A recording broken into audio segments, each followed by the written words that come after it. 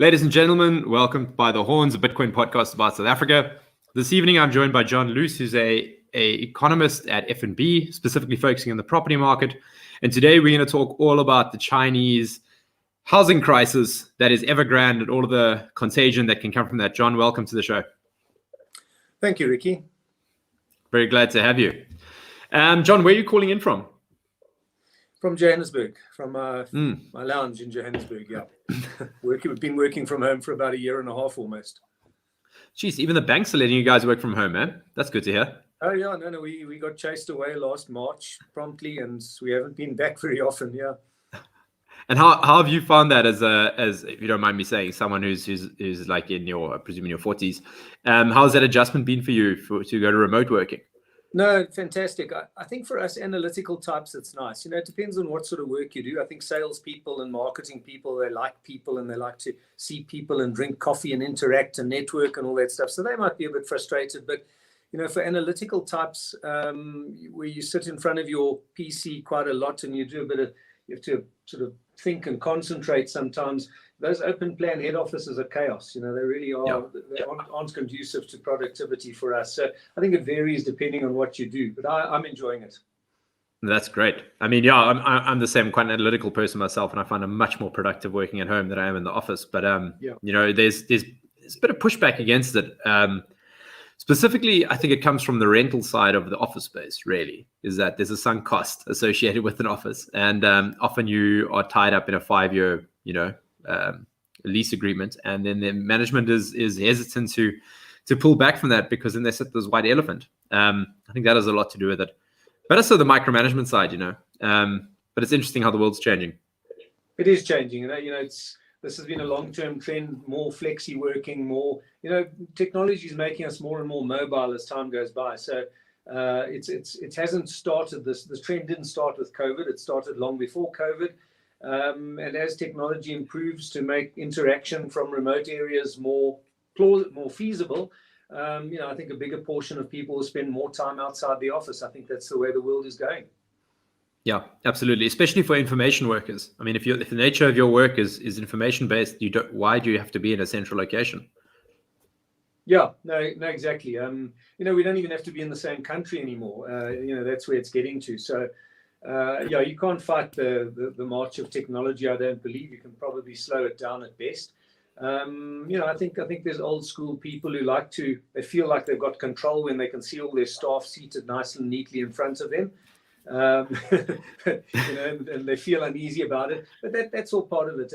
Humans, especially maybe the older ones, we do become more resistant to change, and we learned a certain way of operating when we were young, and we think that's the right way to go about it, and it takes a generation or two for change to be fully implemented. There's resistance all the way along, so that's normal with any change. But I think it's the office sector of the property market is already getting smaller as a portion of the total property market, and it will continue to get smaller. It's going to be a less significant part of the property market as the years go by. And we were supposed to, we are going to talk about Evergrande in this pod, but there's something I want to touch on before we get into that, and that's the exposure of the commercial banks to the commercial property market sector. So if I just look at, my office is in Century City in Cape Town, and I look at all of the developments going on around our office building. We, in a 5-story building, we're the only people there. There's a bunch of buildings around us, they're all empty. And they're all, they're still being built, some of them. But no one's renting office space right now. And then I look at these offices, and I look at commercial banks who've got exposure to those loans for all of that property. They had to originate the mortgages to build those buildings and lease out that space. And now it's not full. There aren't bums in seats because everyone's working remotely. And I remember doing the analysis early in last year. I had a look at Nedbank and Investec were the two biggest that I could find at the time with the exposure to commercial property. And I remember everyone saying, Capitec, they're going to struggle. They've got a bunch of unsecured loans. Capitec's come out of this thing smiling, and I think the other banks are in a bit of trouble, and we'll see how this plays out over the next few years. I don't know, what are your thoughts on that? Well, I think the question is, and I'm still waiting to see what the answer is, how creative the property sector gets with its repurposing of these office buildings. The obvious repurposing is into residential. There'll be some of that. Probably not at the values of prime office space in Sandton. Those would have to drop somewhat. But it's going to be challenging because a lot of those big prime, those the Northern Joburg nodes, the major nodes, the Sandtons, the Sunny Hills, and so on, have got high office vacancy rates. People will say, well, repurpose it to residential, but there's high residential vacancy rates too. So that's not that easy. And that high density, upmarket residential around Sandton, in the northern nodes and maybe Cape Town CBD. The next question, and we don't really have the answer yet, but is what's the demand going to be for that if remote work takes place on a grander scale? Will it still be as appealing for us to, or for many higher income people to want to live close to work to avoid traffic congestion and all those things? If the traffic congestion is less, and if I only have to go into the office once or twice a week and not 5 times a week. So, would I not rather then live in a more spacious suburb, especially if I'm going to be spending more time working from home? So there's a lot of unanswered questions. It's a bit early to see just how quickly the remote work trend escalates. I mean, after lockdown, yes, people go back to the office to a certain degree and things normalize. But from there onwards, I believe that the move towards greater remote work and less office space for many companies, that trend continues. But at how, what sort of pace? That's the question. And that will determine as to whether there's pain and suffering in the office property market and for the banks in that sector or not. Yeah, and it's such a complex system, and no one can model this stuff because there's so many things that you couldn't foresee coming. Like, for example, last week we had a talk in the office, and the MD got everyone around. He's like, "All right, guys, I want everyone back in the office, 9 to 4." And it was carnage, absolute carnage. All the staff were like, "Not a chance, not happening. We are not coming back into the office," because every other company that's hiring is remote work. So the dynamic from a labor point of view has changed dramatically now. If you're an information worker, the norm now is, remote work. So why would you take a job that makes you sit in the car for 3 hours a day to do the same work for the same money that you could at home? And for the companies who are implementing remote working, they give up their office space. They immediately have a massive saving every month because office space is really expensive, turns out. And, they can afford to pay their staff a couple of grand to go and kit out their home office if it comes to it even. So it's complete change from a labor perspective there. People are no longer willing to work if they can go get jobs. They don't have to be in the office. So it's going to be interesting to see how that plays out. But I think we're going to have a large amount of office space standing empty for the foreseeable future. I think so too. Yeah, it's, the surveys coming out of the US, they do a lot more surveys of personnel in the US, and you see quite a lot of resistance from employees. The old school management want people back at the office in certain companies, but not all companies. And the resistance from employees. It's almost a no-brainer that you should have greater remote work. I mean, firstly, the time you save on commuting, the financial costs of commuting, the stress, the health issues, from sitting in traffic and what have you.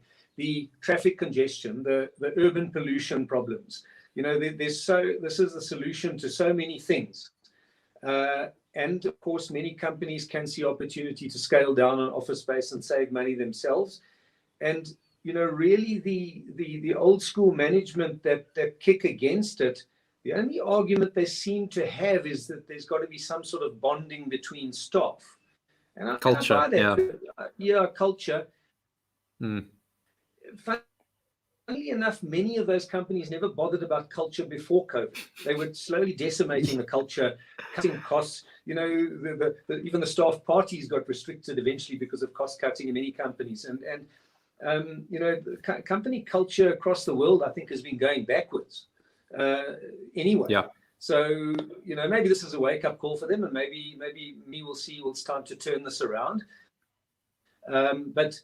But besides the massive savings in time, it's not only about commuting to and from an office every day. The amount of time I save by not having to drive to Pretoria for an hour for an hour-long meeting, and then drive an hour back. Instead, I just go on Zoom and do it and get finished.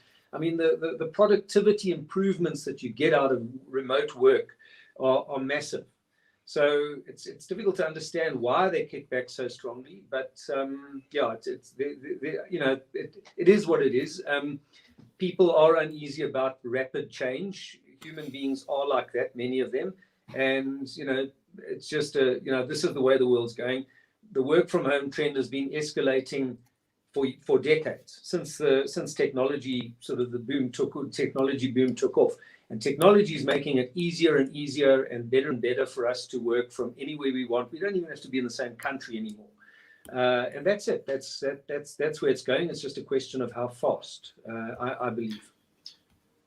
And I think that is a function of Moore's law, because what drives decentralization is semiconductors. Like, it's the pace at which computation can be done on a board, because nothing drives decentralization faster than the reduction in cost of semiconductors. So what I mean by that is, like, there's a book called The Sovereign Individual, and this is their thesis in the book, is that since the late 80s, as more individuals have access to cheap computing and have access to connectivity, so through the internet, that drives decentralization massively. And what we've seen is a massive increase in that rate of decentralization over the last 2 years within the workforce, because all of a sudden people were forced to leave offices and areas of congregation because of COVID, and they had to keep working, because the world doesn't stop for something that's got a 2% mortality rate. Like, things have got to carry on. So everyone had to keep working, and all of a sudden people are like, oh, we can do this. This is fine, and actually it's more productive. Your staff is happier. It's cheaper. I mean, just think about.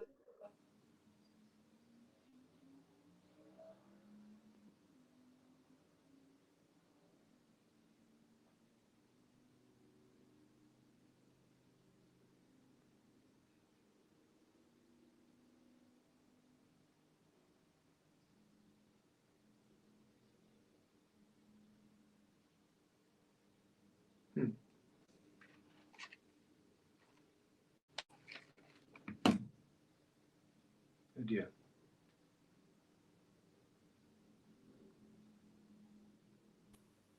How's it, John? You back? Yes, I am. I don't know whose side that was.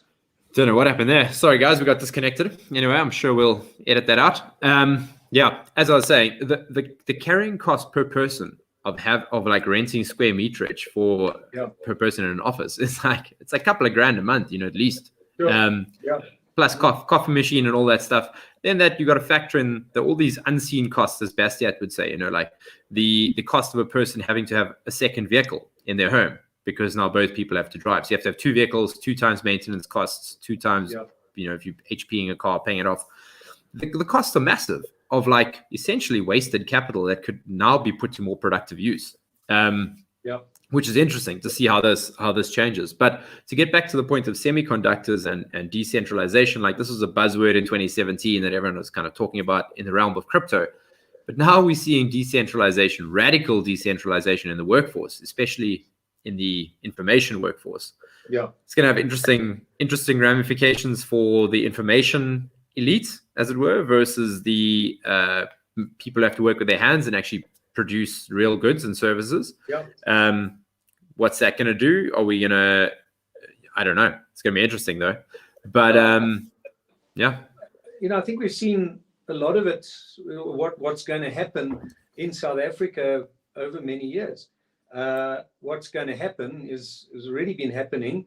It was probably unthinkable 2 decades ago that a major bank would have its head office in a place like Stellenbosch. Now you've got Capitec there. Why? Well, I can only guess that's probably because where quite senior people want to live. I'm not being nasty. I'm dinkum. It's a nice place. It's a great place. Yeah. You've got you can have your head office anywhere. You can live anywhere, and you can run a company from anywhere. You don't have to be in central Joburg like was the case 30, 40 years ago. All grouped together, because your business partner companies and your law firms and everything like that you relied on all had to be next to each other, because there wasn't even email at one stage. So I think that we've seen what's happening.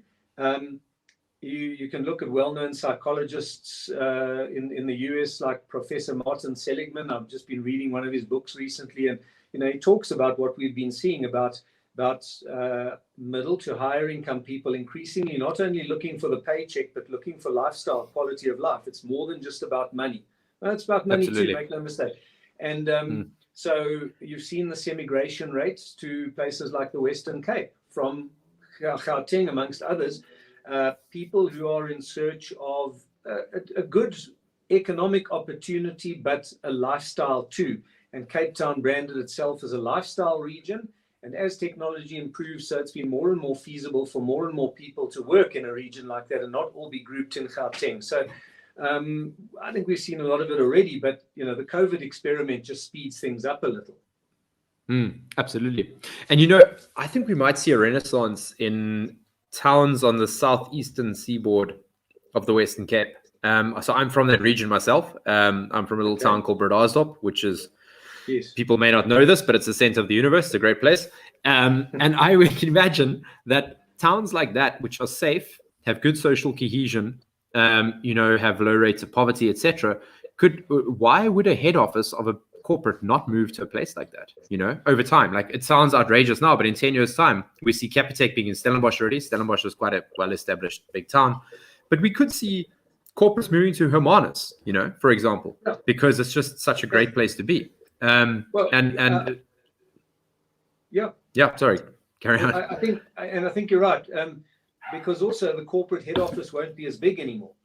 When you've got a much bigger part of your workforce working remotely, it's not, a head office is not going to be necessarily 10,000 people in or downtown Joburg. It might be 1,000 people or something that a smaller center can actually cope with.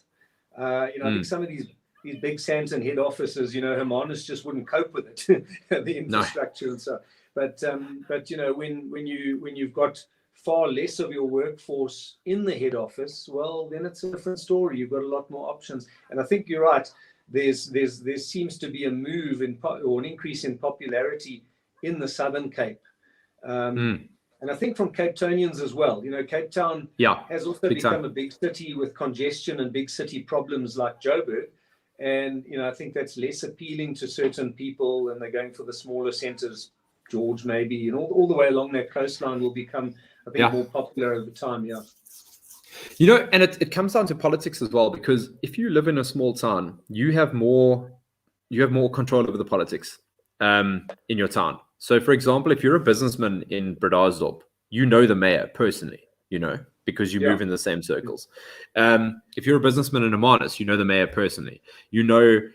Everyone is on the exco. You kind of have more of an influence of what's going on. And I think people, as decentralization happens, people want to take more control over their lives. And they're going to move out to smaller towns, and you're going to see quite a bit of a renaissance taking place over the next few years. If authoritarian forces don't win out, which, make no mistake, there's a lot of that going on at the moment, but it could be very interesting. And I think the Southern Cape is really going to be the epicenter of it. Like a place like George, like you mentioned, is like, I think it's going to boom. It's already been booming for the last 10 years.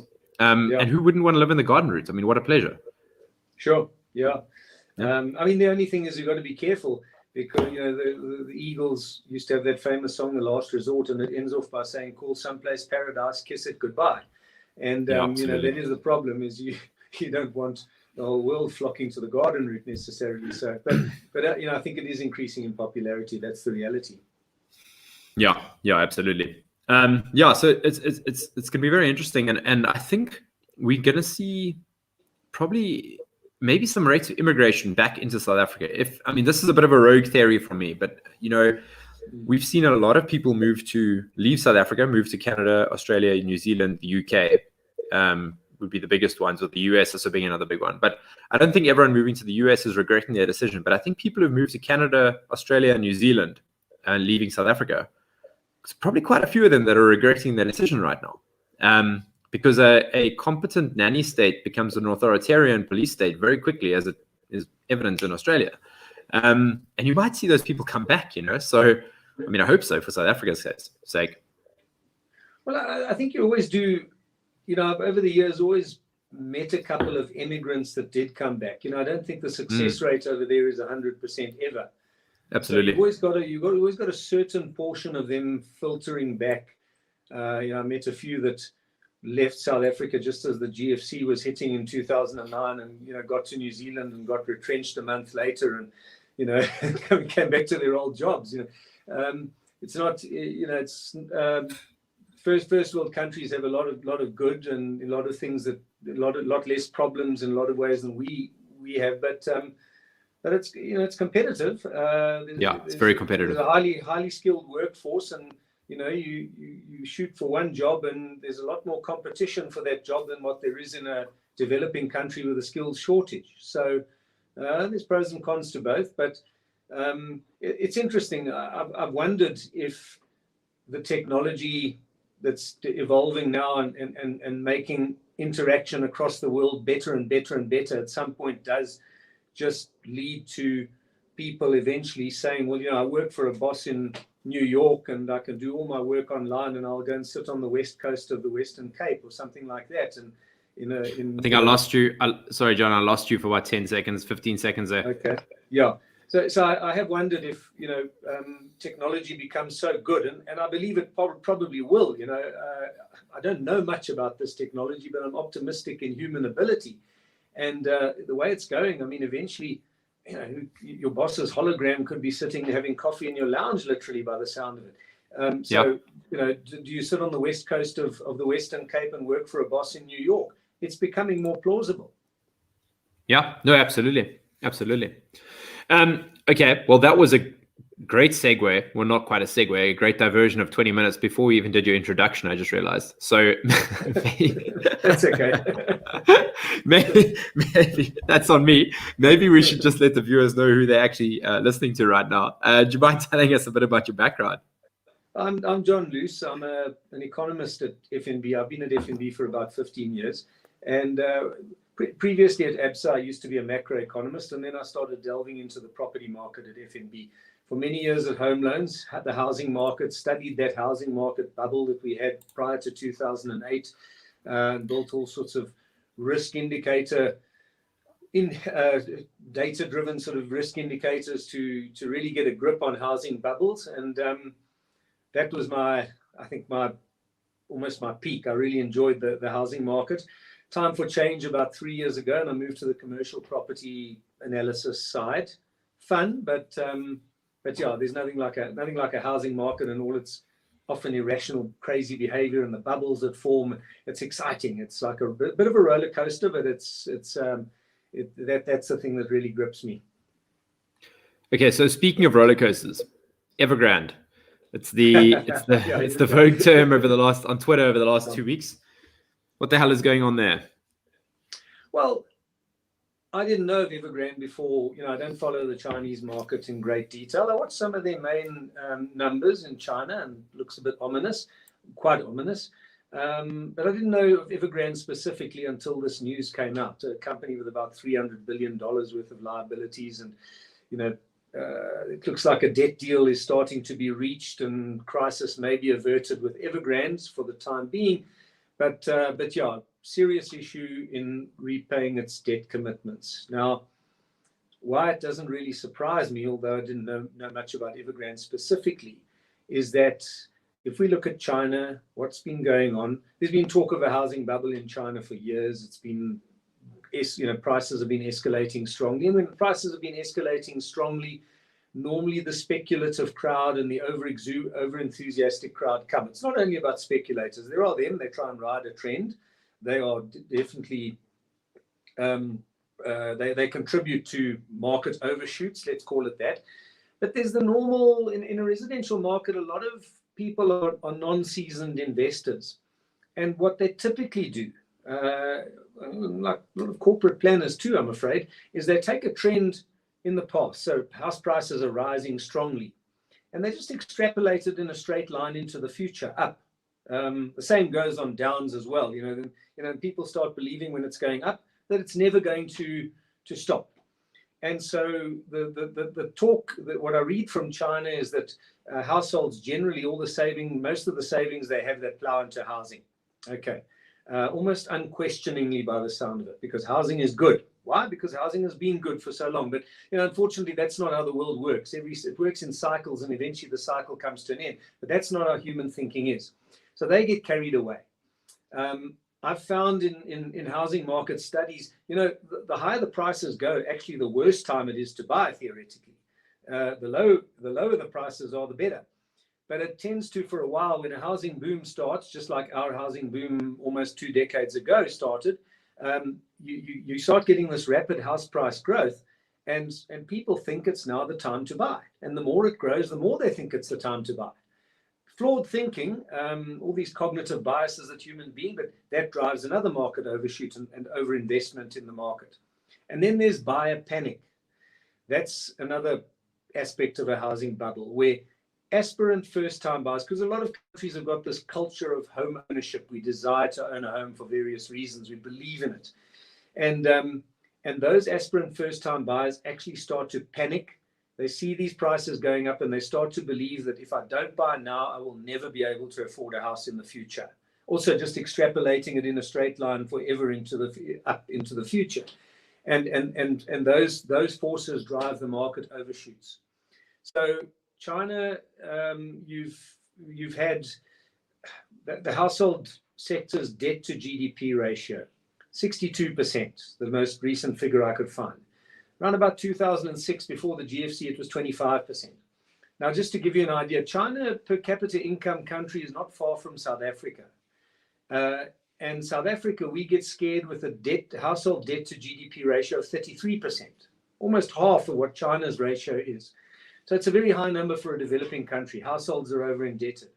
You look at overall Chinese debt. Now, this is not unique. The rest of the world's going crazy with debt, as well as low interest rates, cheap credit, and central banks all over the place just trying to kick the crisis can down further down the road. China's overall debt, government, parastatals, municipalities, households, corporates, about 300% of GDP. Somewhere not long before the GFC, that was 150%. So they've cranked up their debt to keep the economic party going. I think if I can give an analogy, it's like when some people in their student days, they used to have this theory that after a big party, the morning after, if you had a big hangover, the solution to the problem was to start drinking again. Okay. It worked for a while, but some other time you got to stop drinking and take your pain. You can't keep on. And this is what's happening in many parts of the world, just cranking up these various debt ratios with cheap credit all over the place to try and kick the can down the road. And I don't think that ends well. I don't think that ends well, not for China, not for many other countries, including ourselves possibly. So I've been watching some of the Chinese numbers, and looks like a bubble to me. Looks like there's been significant overinvestment in their property market. There's various estimates of vacancy rates in property of 20% nationally. Now, it's not an exact science, but 20% is a very high number. That's worse than our office vacancy rates in South Africa at the moment. So that's an oversupplied market, overinvested market. And then the next question is, so why is that so important for the Chinese economy? Well, the property and construction industries of China is estimated at something like a third of the Chinese economy. That's massive. So if the property market tanks, property investment tanks, and construction tanks, and Evergrande is a property development company, well, then a lot of chickens come home to roost. That's possible recession for China. So this is potentially big. And even if they come to some solution for the debt repayment of Evergrande and the state bails Evergrande out, whatever the deal's going to be, the reality is that China's sitting with mountains of debt, and somewhere along the line, if that upward trend in debt carries on, well, I don't think it ends well. Yeah, absolutely. And there's a couple of things at play here. And the first one is China has no error correction mechanism because they don't have a free market. They've got central planning. So China, we know for years, has been goosing their GDP numbers by stimulating construction. So they centrally plan cities in advance and power plants in advance, and they build out all of these modules decades beforehand, before occupation is taken, especially on the infrastructure side, like power plants, roads, water, sanitation, all of that. And then the houses get built, a few years before people take occupation. But this is how they goose their GDP numbers. And they've had this 5% GDP growth because it's all coming from the construction sector. But that is all funded by debt. And like you say, 20% vacancy rate, that would never happen in a free market because there's mechanisms in place to stop it. The feedback loops, the companies will go bust. So is Evergrande just SAA on steroids in China? Well, it's, I think a lot of things are. It's difficult to know. Don't say know enough about the individual company, but again, I zoom more in on the big economic numbers, and your point is correct. I mean, I think the gross domestic fixed investment in China is something like 42% of GDP. Now in South Africa, we can only dream of something like it. I mean, we've got hardly any fixed investment to speak of. We've got the other problem. And, if we just got to 20 or 25, it would be like manna from heaven, that's massive. And I mean, I don't know what Evergrande's details are of which, I know they own a lot of projects across a lot of cities, and there's a lot in the pipeline. And, do they own a lot in those ghost cities that the Chinese reports talk about? I'm not sure, but there certainly does seem to be a big issue in the Chinese property and construction sector when you talk about whole newly built cities that are ghost cities. I mean, that's just astounding. I mean, never heard of such a thing in South Africa. There's a couple of Karoo farmsteads that are ghost farms. That's a big deal. But they're not new, at least. They've been used. They're not unused. In China, it's just standing there. Yeah. So somewhere along the line, you'd think that, it's to do with a high degree of central planning of those things. It just seems like investment either not in the right place or just too much of it. And not only from the central planning side. Housing bubbles do stimulate overinvestment too. And something like of the wealth or the assets of the household sector, 2/3 is property, is housing, 2/3. In the US, for instance, that would be 24%, something like that. So, heavily invested in property, the household sector. So you're saying, hang on, so in the US it's 24%, but in China it's 2/3. What's that? 66%. 66%. Yeah, that's the numbers I've read. Yeah. So if Evergrande had to go bankrupt, for example, there would obviously be contagion because it's not just Evergrande. They're not the only construction company, and they cannot be unique in this. In my understanding of this is that they're not unique. There's a whole bunch of Chinese state-owned enterprises, construction firms that are in the same situation. Evergrande sounds like a big company, but that's one of the big ones. But yes, I mean there must be a lot more. This is what you typically find when a big player in a market comes out with some crisis. Sometimes it can just be mismanagement in that particular company, and that's not such a big issue then. But when at the end of a housing bubble, you normally find the problem is more widespread, that the whole herd of players in that market has been over-exuberant, overextending, over-borrowing, making a lot of bad decisions. We tend to make, in boom times, we tend to make bad decisions. In bust times, we tend to start making good decisions. And you normally find, just like in the global financial crisis, it wasn't one mortgage lender. It was across the world.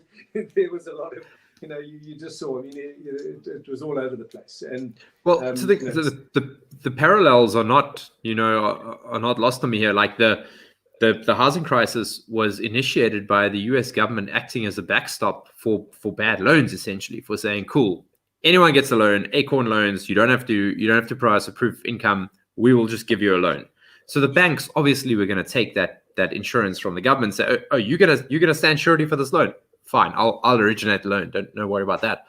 And this is exactly the same in China because it's a state-owned enterprise, right? They have just been living high on the hog of cheap money, essentially, is what it comes down to. They've been running the money printer, and we can see from 2009, 2008 till now that debt to GDP has gone through the roof. They've been printing money. Yeah. Household debt to GDP has gone through the roof. A proportion of your net wealth that is sitting in real estate being 66% in China indicates that it's a widespread problem. So most people are putting their wealth in real estate in China, and it might well be that there is some serious pain on the horizon. And if the Chinese are going to, not quite. So I read an article this morning that said they're going to bail out locally. They're going to bail out the SOE. So it's akin to us giving SAA money to keep running. Ricki, I actually wasn't clear that it was an SOE, the Evergrande. Are you sure about that? Yeah. Well, everything in China is essentially an SOE. I mean, it's murky, but they don't have like delineation like we do, because China is going to bail them out. The government's going to bail Evergrande out. But my understanding of how China works is that the CCP takes a stake in every single company, and the bigger you get, the more of a stake they take. I mean, if you're selling shoes on the side of the road or noodles, they don't care about you. But if you're Evergrande, they definitely have a stake. I'm not sure what percentage it is. I wasn't quite clear on the ownership percentages or whatever. I did that. But yeah, I think a lot of even in the US, even if the US, if there aren't any some sort of loan guarantees or something like whatever there might be. I mean, I think that big banking banks often operate under an implicit government bailout. In the back of their mind, they sort of believe that they're too big to fail. Yeah, and they were right. There was in the US there was something like an $800 billion bailout in the global financial crisis, so they were right. But that also often presents problems because they know they can be more aggressive with their lending, more reckless. It's somewhere in the back of their mind, even if it's not said. They can. That was the problem with the Asian tigers in the 90s. They reckon a lot of companies were operating on the assumption of sort of an implicit government guarantee that if push came to shove, they would get bailed out, and that causes over-lending, over-borrowing, and over-investment, and a whole lot of everything. And I suspect, that's probably widespread in China too. That way of thinking, whether it's said or whether it's not said. But I don't think you have to know much about a country always. I think you have to watch a couple of key big ratios. And the one thing I like to watch to see if there's some sort of bubble brewing is house price growth relative to mortgage lending rates. So let's have a look at the United States. I suspect there's a bubble brewing there as well.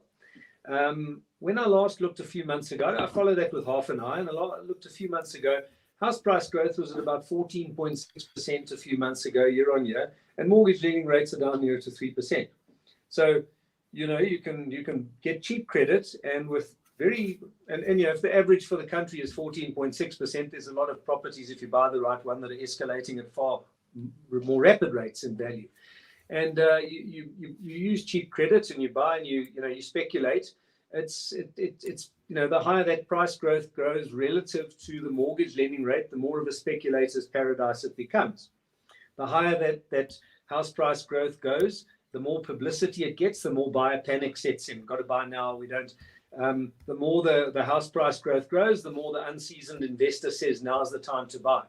So my simple common sense tells me I can look at a house price index, and I can look at the mortgage lending rates, and the difference, if it's big, I can probably say there's going to be some sort of speculative bubble likely to brew here. So,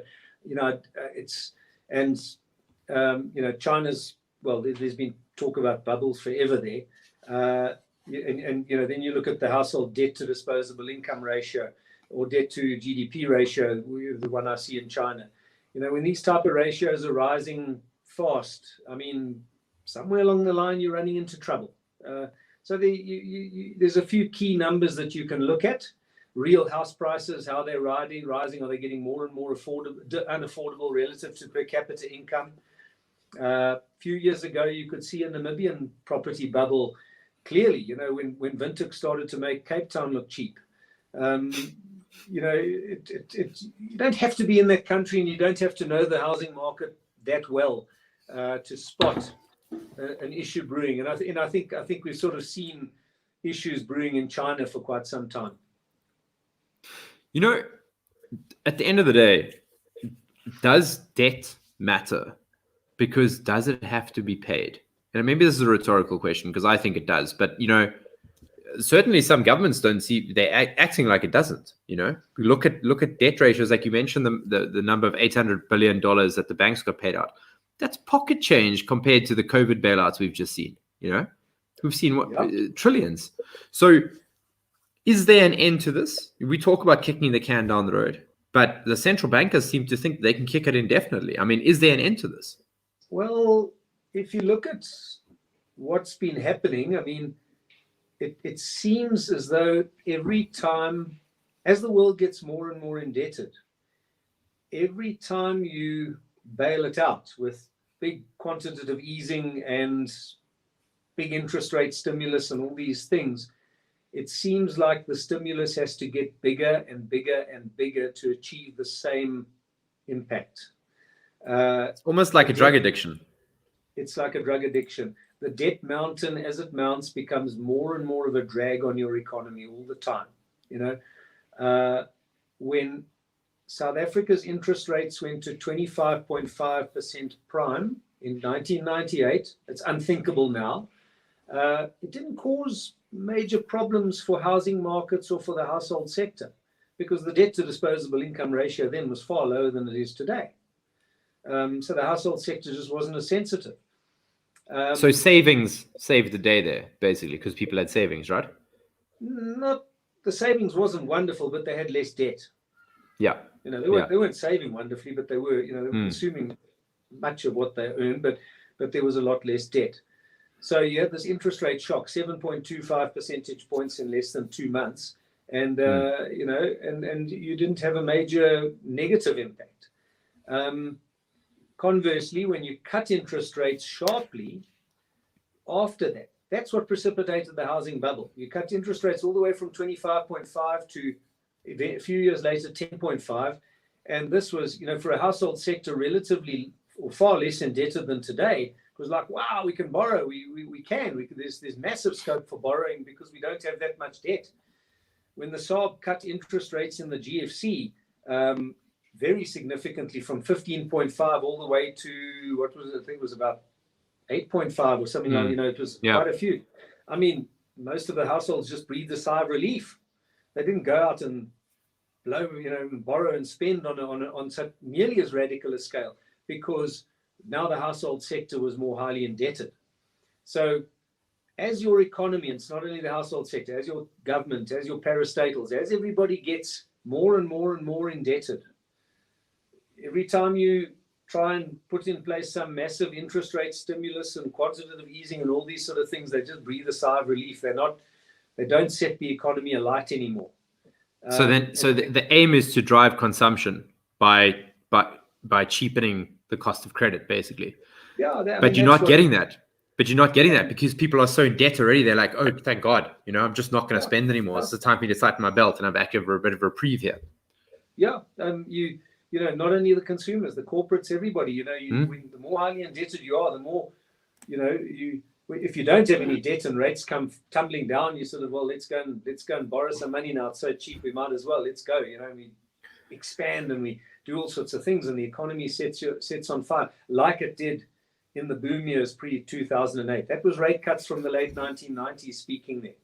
But once, now corporate South Africa is a lot more highly indebted than those days. Governments far more highly indebted. Households are more highly indebted than 20 years ago. You cut rates, we're down to 7% prime now. How much, where do you want to get to? Zero. Well, this is my next question, right? What happens? Yeah. We can see it. It's in the US, essentially. It's in the UK. It's in, there's over $20 trillion of negative yielding bonds in the world. What happens when you get to zero? I can. It's an interesting one. I'm trying to get my head around that. Do we go into negative interest rates more and more? And I think negative interest rates with price deflation would be almost a fate worse than death. I think that's the worst crisis than hyperinflation. I guess that somewhere along the line you've got to create hyperinflation and inflate this mountain of debt until it's worthless or something like that. What's also in defaults, right? Nothing's a great solution. When you get, it's like you in your personal situation, when you eventually have too much debt because you've just been borrowing crazily, eventually you've got a problem, and there's no nice way out. There's no nice way out at all. You're going to lose a lot. You're going to lose your house. You're going to lose your car. You're going to lose everything, and you're going to start from scratch again. And I don't know. How long can this go on for? How long can they kick the can down the road? I'm guessing I'm guessing central banks sort of are quietly hoping for higher inflation to inflate the debt to GDP ratio down. They don't want deflation. I think that would be terrible. And at some point, my guess is the world economy has to go back to 20% inflation, or something like, I think around about the 70s. I think you had higher inflation in a lot of countries of the world, and then you can more steadily reduce your debt to GDP ratio. It's easier. Not great for savers, not great for anybody, but that's the sort of lesser of two evils, I guess. So I'm gonna push you on this one a bit. Is the problem, well, maybe not. Is it not a problem that interest rates are set by a group of people sitting around a table trying to decide what is best for everyone? And there's no way that a single number can encapsulate every single person's personal choices that they make in their life. But that's what you get. So is it not the case that setting interest rates centrally at a central bank is in fact the nature of the problem? I think it's a combination of, that's a tough one. I suppose you can look out the box. I'm sorry, it's not something polite economists ask, but it is a good question, and one can, depending on what level or angle you look at it, you can see it in various different ways. To me, the problem is that central banks are expected to be accommodative of short-term growth. I don't think that should ever come into the picture. A central bank should be responsible for containing macroeconomic imbalances. What might they be? Well, the one is the amount of debt in the economy. I think that's crucial. You use interest rates as a tool to influence the amount of borrowing or lending in an economy. And I think that should be the prime focus. What the number should be, I don't know, but that should probably be a prime focus. And a secondary sort of brief from the governments of the world should not be economic growth. I think that's where central banks have got into problem, is they're seen as there is pressure on them. I don't believe central banks are totally independent. Not especially not when a government appoints the central bank governor in many parts of the world. I mean, definitely not independent. That's the reality. But there is an expectation on them to also be accommodating of growth, and that, I believe, is the flaw. So every time there's a sort of a crisis of some nature, or there's pressures on growth, and it's not only in South Africa. It's you can look at the United States. I mean, the Federal Reserve rapidly cut interest rates when the coronavirus came their way. And many other central banks, and the stimulus started on a scale like we haven't seen. And it's nice. It alleviates short-term pain, but I'm not sure it's going to alleviate long-term pain, because it's allowing, when you're focused on growth, you're possibly allowing other imbalances to build up, and that's exactly what's happening now. Cheap credit all over the world, and the debt to GDP ratio of the world, I think, has hit something like 350% now. It's far higher than before the global financial crisis. Now, what do we all sort of say? If you could name one thing that was the problem in the GFC, it was too much debt. You can go into detail about what type of debt, but too much debt. And now we've cranked it up to astronomical levels by GFC, compared to GFC. That's this idea that a central bank must be focused on short-term growth. Growth must be focused on by governments and economic policy and structuring competition right, and and tax policies and the structure of the economy. That's what must drive growth.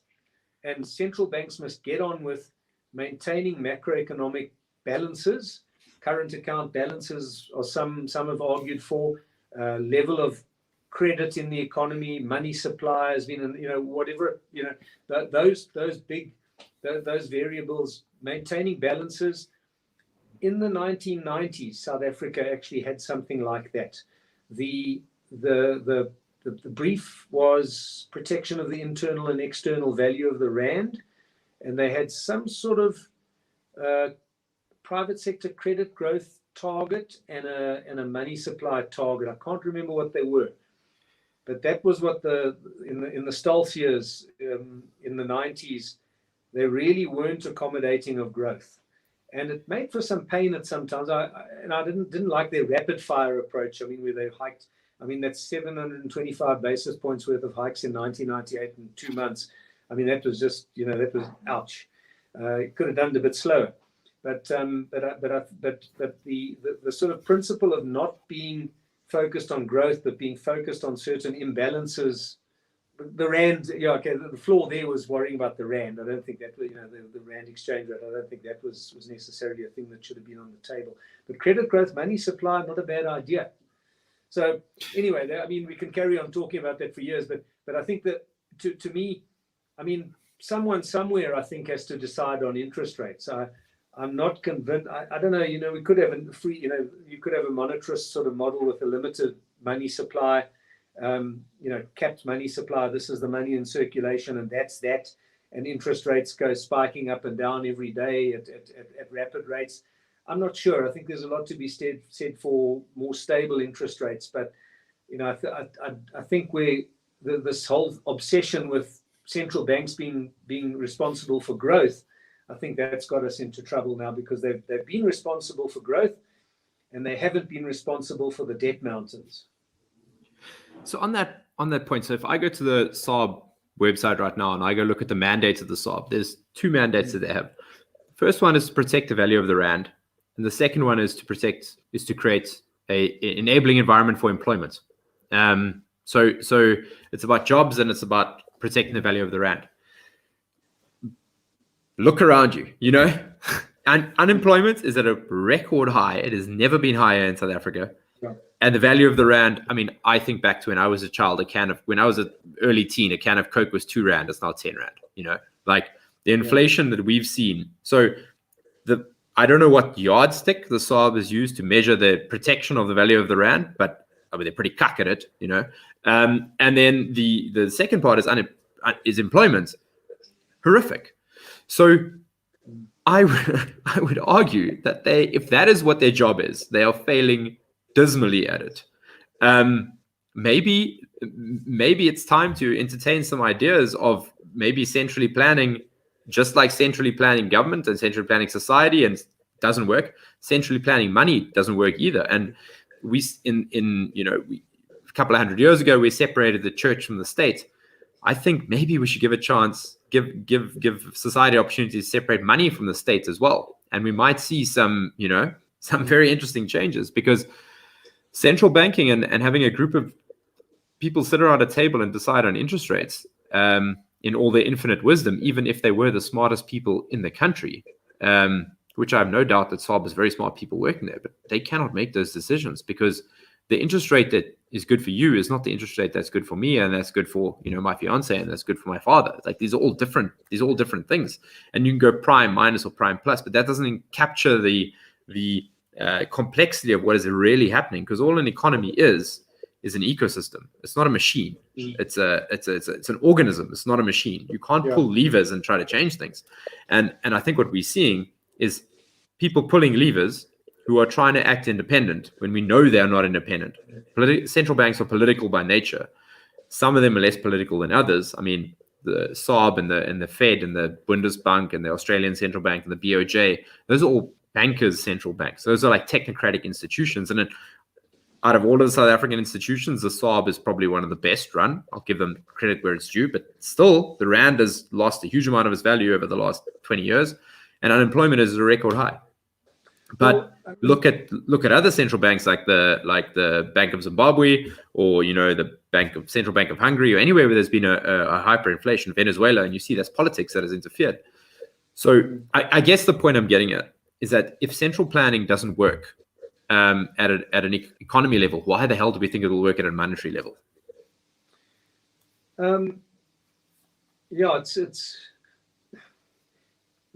SARB's main target is CPI inflation.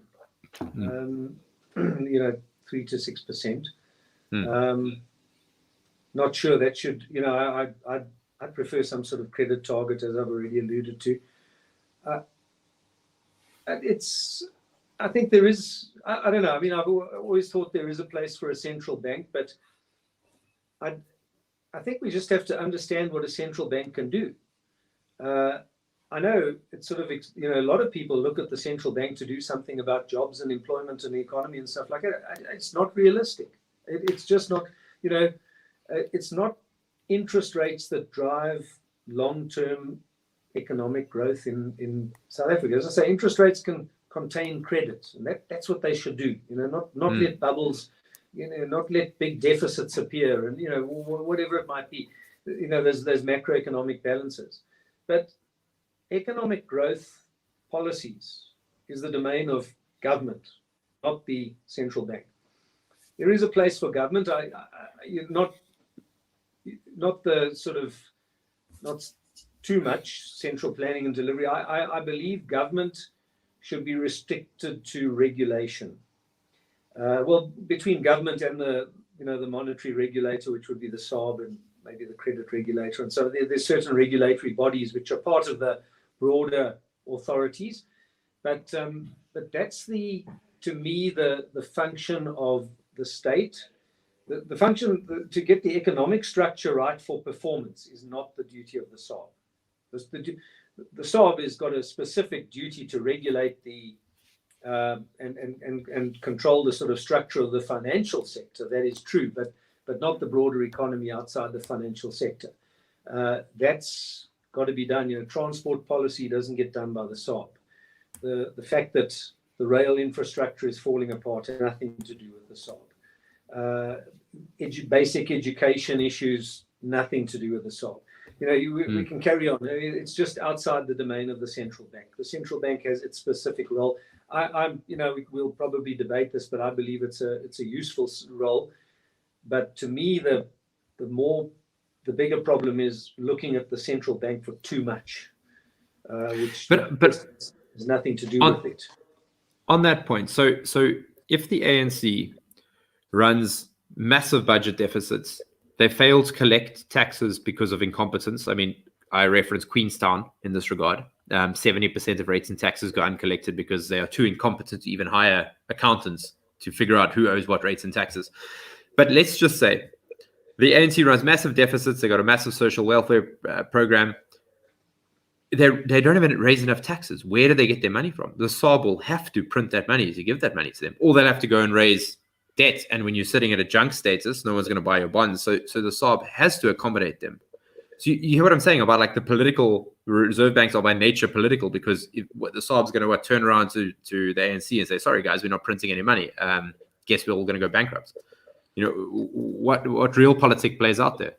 Well, in many, I mean, I won't go into who's incompetent and who's not or anything like that, but in many countries of the world now, it seems to be the thing that there seems to be this sort of economic belief that a central bank can effectively print money and buy up the government debt and allow governments to borrow more, and that's just going to lead to better long-term economic growth. I can't see it. It can lead to short-term economic growth and more debt somewhere. But at the end of the day, if you're not making the necessary structural reforms that we all talk about, that's not going to carry on working. It's just not going to, eventually it's going to lead to, I would expect eventually it would lead to probably hyperinflation or something like that. Yeah. There's limits to how much stimulus you can give before you start getting into hyperinflation, I would think. Yeah. The solution in a place like South Africa, and I think the president, the current presidency, acknowledges the need for those structural reforms, or acknowledges the need for structural reforms. I don't know if we're all on the same page as to what, but to me, it's about diminishing the size of government. There is an important role for government to play, and I believe it's regulation. I'm not a believer in free markets. Okay, free markets. If you don't want to regulate a market as a government, some other less scrupulous individual will step in and regulate it for you, and that might not be a good option. So it's important to have well-regulated competition. That's what I believe. To talk about free markets is to say, well, open up football to, forget about regulations, forget about goal line technology, forget about referees, and don't even have dope tests. Just let them carry on and have a free for all. Of course, it's going to be chaos. That's a free market. I know it's a stupid example, but that's a free market. Well, it's kind of like men doing weightlifting in female divisions, right? In the Olympics. Yeah. Well, I don't know. Spicy topic, but yes. That one, no, sorry, but there is a place for regulation, but I believe that's the place of a government. FIFA regulates football. It doesn't play the game. Football's private sector is the clubs, and they play under a set of competition rules, and they compete hell for leather with each other. And Man United are the greatest. But well, FIFA plays the real game of extorting countries for money to get the World Cup hosted in their country. They're not without their faults, but you're always going to have issues. But their place is to regulate, not to play the game. That's what I believe in principle for that South Africa could get things right if government was built a very capable regulatory sort of capacity, not only in the banking sector. Now, we've got it in the banking sector, and we're one of the best banking sectors in the world. It's astounding in South Africa. You've got these world-class sectors on the one hand, and then some which are right down the bottom of the pile in the world, are some of the worst performing. And that's, you can look at the structure. And well-regulated competition, to me, whatever well-regulated means, it differs from, electricity won't be the same as banking, but you create a competitive model, and the private sector is allowed in with its investment capital and with its skills. And if it needs to import skills, possibly, you've got to allow that too, because we do have a skills shortage in many parts of this economy. And that's and government becomes a smaller but very effective regulatory body. That's the sort of principle I subscribe to, but it's definitely outside the area of the central bank. The central bank doesn't run the economy at all. It just it performs an important function, but it's not the one that's going to get the structural reforms right to get economic growth in South Africa pumping. So, I mean, obviously, as the listeners of the show know by now, and I suppose I'm ambushing you with this, but I would probably put myself on the anarchist side of where I fall on this kind of thing. And my stance is free markets are great because they reduce the risk of catastrophic failure of the system. Because if all you're doing with a system like we see now, and this is a kicking the can down the road, is we are just ratcheting up the level of risk for everyone involved by making centralized decisions at a bigger and bigger scale. That might not be good for everyone, which in fact are good for a very small amount of people and bad for pretty much everyone else. And when the chickens eventually come home to roost and the dam breaks, it's going to be bedlam. It's going to be absolute carnage. And you've got the entire world following the same model right now, which is print money. We're in a crisis. Print as much money as you can, and that was just a continuation of GFC in 2008. And we've just printed so much money that it makes a great financial crisis look like child's play. So all that debt has gone through the roof, as we've discussed already. And the point of having these regulators that are regulating everything is like, who regulates them? Who keeps them in check? We just take South Africa as a prime example. Like, look at the level of corruption happening within the regulator class. Like, the people who are supposed to be doing the regulating. Like, it's a fucking shit show. Those guys are stealing and robbing the country blind, doing what they want, holding themselves to like a different set of rules to everyone else. And how is anyone supposed to take that seriously? Which brings me as a bit of a segue to Bitcoin, because Bitcoin is something that is a competing system to all of that, which is no one controls it. It is outside the ambit of governments, cannot be regulated. It is, the rules are set in stone. No one can change them. If you want to change them, tough luck, you can't. And it works on energy. The whole thing runs on energy. So this is something I want to get into and discuss here. I mean, we discussed before the show that you don't know too much about Bitcoin. You're not too much about Bitcoin. So I'd like to start like an open discussion about Bitcoin as a viable alternative. It doesn't have all the answers, and I don't have all the answers because Bitcoin is still a relatively nascent system, but it is emergent. It's busy evolving in its own trajectory. But as a alternative, as a life raft to what we see happening, which is just this massive debt and corruption and politicization of everything, we have Bitcoin as an alternative. What are your thoughts on it? Well, I'm not quite understanding why. If there's corruption in, some transport entity or something like that in a country somewhere, or in a housing company or whatever it might be, I'm not quite sure how Bitcoin would solve that problem. That sounds almost to me like a central bank trying to solve economic structural problems. I'm not quite understanding the link, Ricki. Bitcoin is seen as some sort of alternative currency. There's the dollar. There's plenty of currencies around. They don't solve corruption problems or mismanagement problems or wastage problems or anything. They work. They're useful for transactions. If Bitcoin's going to rival them, I just don't see how it solves the world's issues. I don't understand that. That's a valid point. Absolutely. So it is essentially competition for central banks. It is not going to solve corruption at the base layer. Like it's not going to solve your local councillor from shaking you down. It's not going to solve that level of corruption. Criminality is criminality. But what Bitcoin does is it hasn't got a centralized planning structure for interest rates, essentially is what it comes down to. Because all central banks do is they determine the price of money. And the way they do that is by printing. They just speed up the printing press or increase or decrease the speed on the bidder machine, basically, is what they do. And that's so Bitcoin has got a fixed issuance schedule, which you don't have to sit and watch a talk when Janet Yellen is coming out and be like, okay, she's wearing a purple jersey today, so that means she might taper. People are reading tea leaves when it comes to like central bank decisions they're going to make. And the whole market tries to front run those decisions. So there's an entire industry that has been spun up surrounding the decision-making process of FOMC meetings. So Bitcoin doesn't have that. You have a fixed issuance schedule. Roughly every 10 minutes, a block is going to be issued. There's going to be transactions in that block. And every 4 years, roughly, there's going to be a halving cycle where the issuance rate halves. So you've essentially got an inflationary currency that is decreasing its rate of monetary inflation until a point where it hits essentially zero, and then you have a deflationary currency. And you're 100% sure that no one can fiddle with that system and change it ever?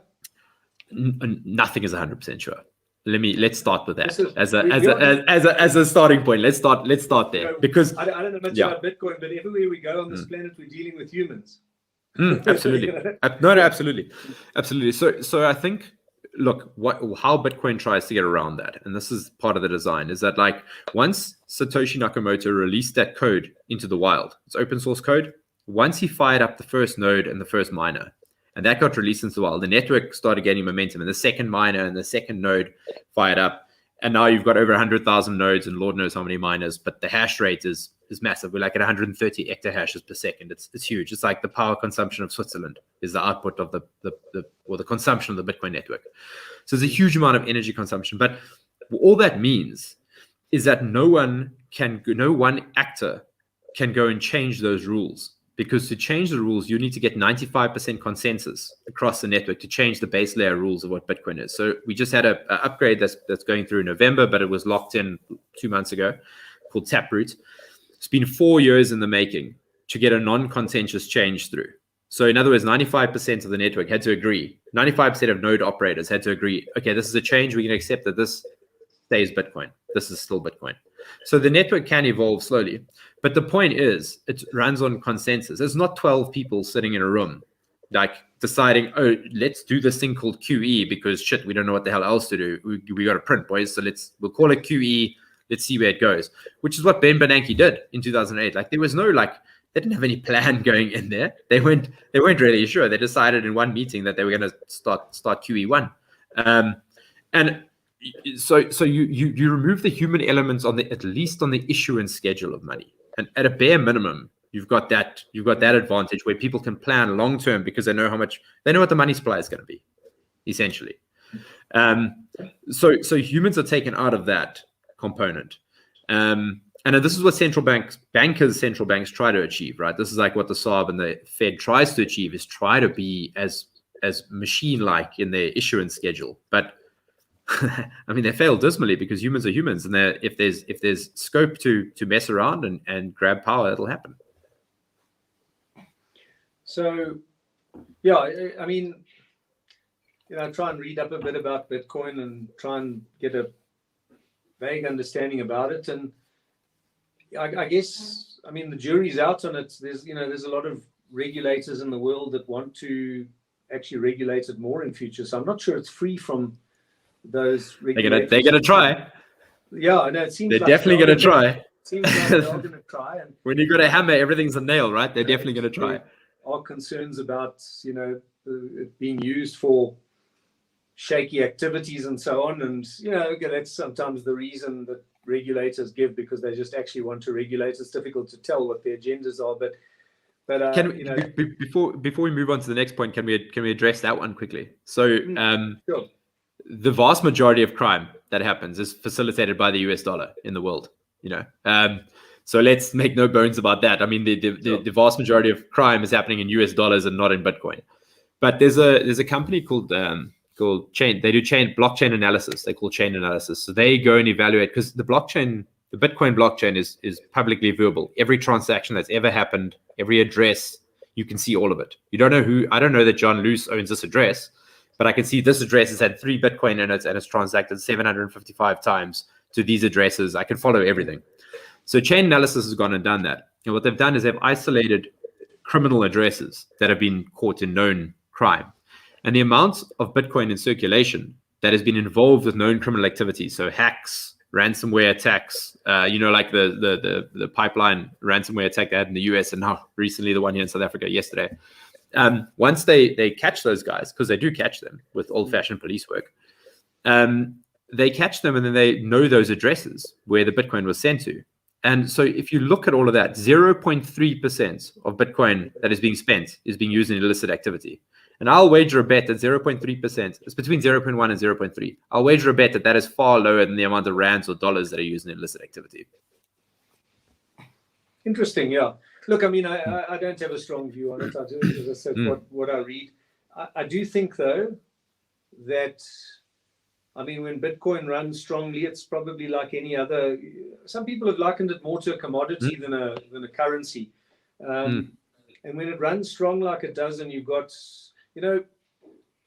the property bubble of our head of value is old guy who's retired now. I used to work with in the boom years, and just after the boom years, he always used to say to me, John, when you go to your hairdresser and you sit down for a haircut, and they start telling you about the 3rd property they've bought and the 4th property, or the telecom employee that comes to fix your line and he's telling you about his 3rd property or something, there's a problem here. Absolutely. With, income that can't support it. And I mean, I think you got to admit Bitcoin's a bit like that at the moment. Yeah. You hear it. I think. Yeah. So, I think at the moment, not as much as 2017. In 2017, it was outrageous. And I mean, look, hindsight's obviously 2020. So you can look back at that and at the time be like, okay, maybe we're in a bubble. It was hard to tell, but now it's painfully apparent. It went from 1,000 to 20,000. Bubble popped. It came down to 3,000. A lot of people lost their shirts, and it's absolutely correct. If your hairdresser is telling you about Bitcoin, chances are that it's a bubble. However, you might have a smart hairdresser who might have been in Bitcoin for the last 5 years and has not over leveraged herself and has been dollar cost averaging into Bitcoin on a monthly basis, and she's like, I own Bitcoin, she has done phenomenally well, better than any other asset class on earth. I mean, now we're sitting at $46,000 today, I think. You know, and that's up from the base of $3,000 in 2018. I mean, it's massive. But it's volatile, like it, you know, absolutely. Make no mistake about it. Yeah, but one's always going to be. It's not. I'm not only dissing Bitcoin or anything. It's asset values of all sorts. When there's so much cheap money floating around, you know, cheap credit, you know, bubbles are easy to create. You know, and so you got to be wary. And no, you're absolutely right. You know, as Buffett would say, you know, when the rates rise, when we have a few interest rate hikes in the world, in big countries and locally and whatever, then you know, as Warren Buffett what he used to say, when the tide goes out, we can see who's been swimming naked. Yeah, and you know, then exactly. we'll get a grip on it. But at the moment, it's I don't have a strong view on it. I don't pretend to be knowledgeable about Bitcoin. But you know, there's 2017 there was a big buzz. It crashed. There's quite a buzz again. And it's time when there's a lot of cheap money floating around. So one has to be wary not only of Bitcoin but of, you know, a lot of things, including buying a third property. You know, whatever. Yeah, and on that point, I mean, this is the real injustice of money printing, is that it flows to assets. It flows to fixed assets, right? That are hard, flows to hard assets. So real estate, stocks, you know, bonds, obviously. It's going to flow to Bitcoin, and you're going to see all of these assets inflate. And the real injustice of this is that poor people who are experiencing all the inflation are benefiting from none of the inflation, because they don't hold the assets that go up in value. They don't own their own houses. They don't have financial products. They don't have a stock portfolio. They don't own crypto. So they're just experiencing price inflation, CPI going up, but no asset price growth. And those, I mean, the Cantillon effect, those that are closest to the money spigot are the ones who benefit the most. You know, like Nancy Pelosi, who insider trades on news that they're going to hike rates, or that there's a new deal coming out. They're publishing a new bill that's going to have infrastructure spending. So she goes and front runs it and buys stocks in Halliburton or whatever the case may be. Like, this is the grand injustice of all of it. But to tie it back to Bitcoin, but that's going to inflate Bitcoin too, of course, because people with money are buying Bitcoin as well. But the interesting part about Bitcoin is that it has a fixed supply, whereas all of these other things don't. They have an infinite supply, especially when you're talking about, like, you know, government bonds or stocks for that matter. We look at the amount of unicorns that were present 20 years ago versus now. Like, now every single company is a unicorn. Like, I work in the startup space. Like, I see how companies get funded.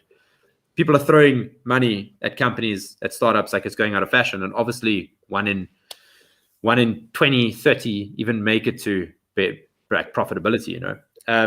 But the thing with Bitcoin is that the market runs 24 hours a day, 360 days a year, 365 days a year, how many days in a year. It runs full time. So the market clears very quickly. So you see in March of 2020, so a good example of this, when that COVID crash, Bitcoin dropped 50% in 2 days, 50%. Yeah. But it dropped and it cleared, and from then it started moving up. So then it went down to its $3,000 low, and now we're sitting at 46, where it took other markets longer to respond because circuit breakers get triggered, the stock markets get shut down. I mean, I'm sure there were some circuit breakers triggered in Hong Kong this week with Evergrande. But, you know, there's those protections in place, and the government steps in to play a role and regulates the market. But with Bitcoin, it clears, the malinvestment is cleared, all the leveraged longs are cleared out of the market, all that cheap money is washed out, and then it resumes its trend. And ultimately, there's only 21 million coins that can ever be created. And you have to cheat that. You got to go and burn more energy than Switzerland just to have a chance, which is quite an expensive business. And you got to get all the hardware, which is impossible. So it's a life raft that I'm not saying Bitcoin has got a 100% success rate, even though I'm extremely bullish on Bitcoin. Lots of things can happen. Solar flares, EMPs, all kinds of things. But we at least have an alternative, because up until now we had gold, and gold has been centralized into central bank vaults, and shenanigans are played on the futures markets with gold to keep the price down. It's that, you know, Deutsche Bank paid a massive fine because of that. So it's an alternative. It's a life raft. And And Well, in these times, it's nice to have alternatives. It's also an interesting one. I mean, the monetarists of years ago used to talk about, fixing money supply and those type of things, and and letting, some would say interest rates should then just free float, and reflect the demand and supply for money. And now I've often thought about such a model, and where would we be with that? Because the one thing, I mean, you're right. You've got a limited supply of Bitcoin, and this thing corrects like rapidly. Yeah, melt your face. I'm just not sure what a world would be like. I've got to get my head around it. What a world would be like if you've got home mortgages and things like that, and one day the interest rate is 5%, and the next morning it's 25%. It's a fascinating scenario, and a very volatile scenario too. If you have things like home mortgages and things like that with floating rates that go up and down at the drop of a hat to reflect the demand and supply of a fixed money supply. I'm not. I've never lived through such a system. I've tried to imagine it and what it would be like. It's a tough one. Yeah. On that point, I think if we had to transition to a Bitcoin as a world reserve currency tomorrow, with the market cap what it is now, it would be absolute carnage, because the volatility would be ridiculous.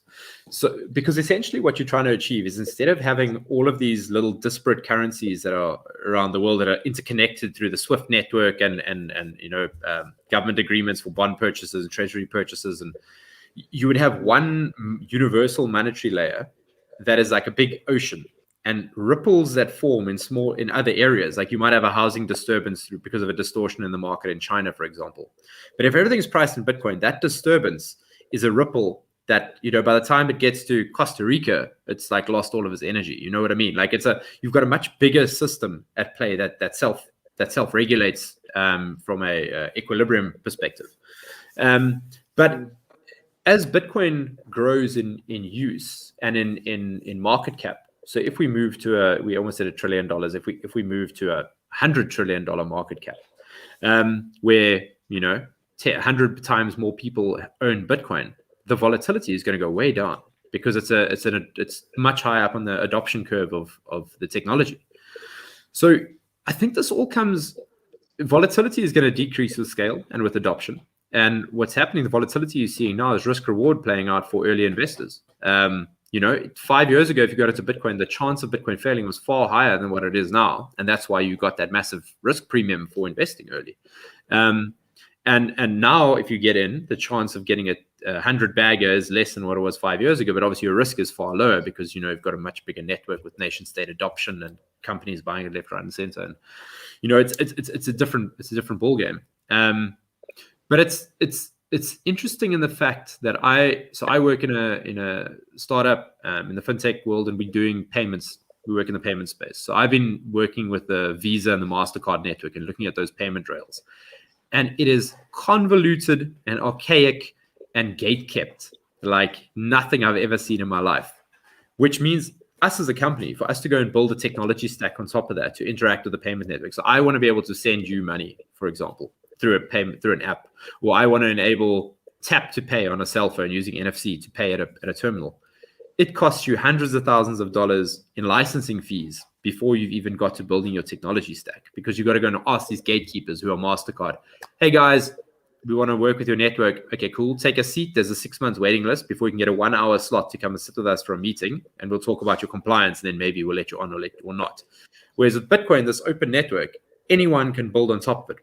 They're the rules. You build your tech stack on top of that. If you don't abide by the rules, your transactions don't go through. Simple. But you don't have to ask anyone permission.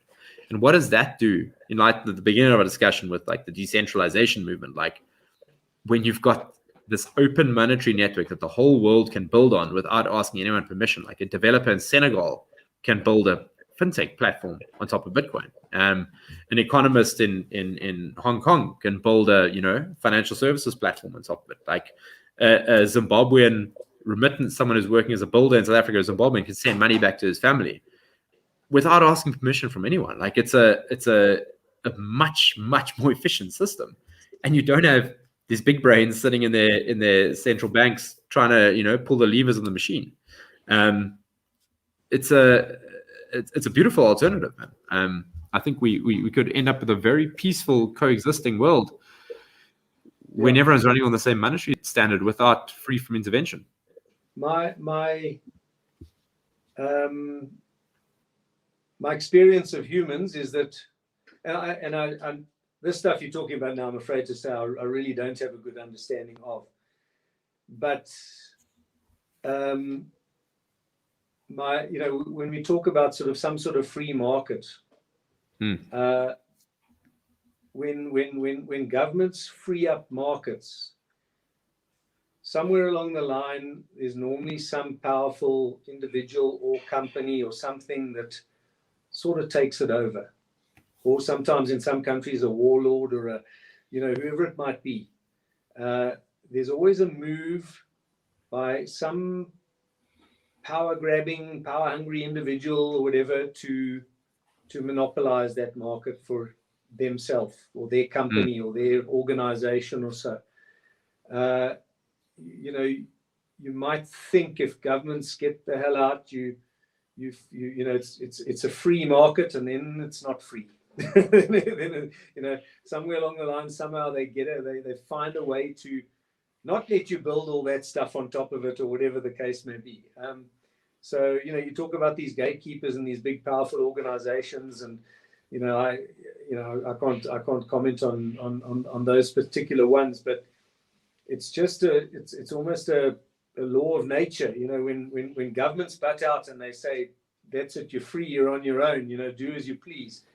Somewhere down the line, there's a concentration of power under too few individuals or too few companies somehow. And that's one of the, so let's go to the great United States economy. I read an article about the US economy written a few years ago, not long ago, about the demise of government intervention in the form of antitrust, enforcing antitrust legislation. Now, the US is not they don't believe in free markets, so they haven't a tradition of believing in free markets. They've believed in what I've sort of talked about traditionally, well-regulated competition with a myriad of competition laws. That's not free. But yeah, definitely not.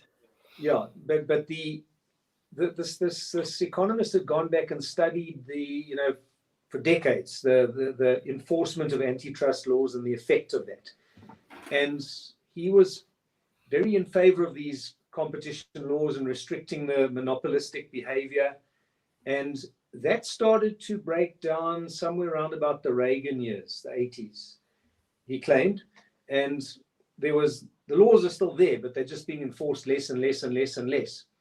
And you get these sort of more and more industries in the US becoming more oligopolies.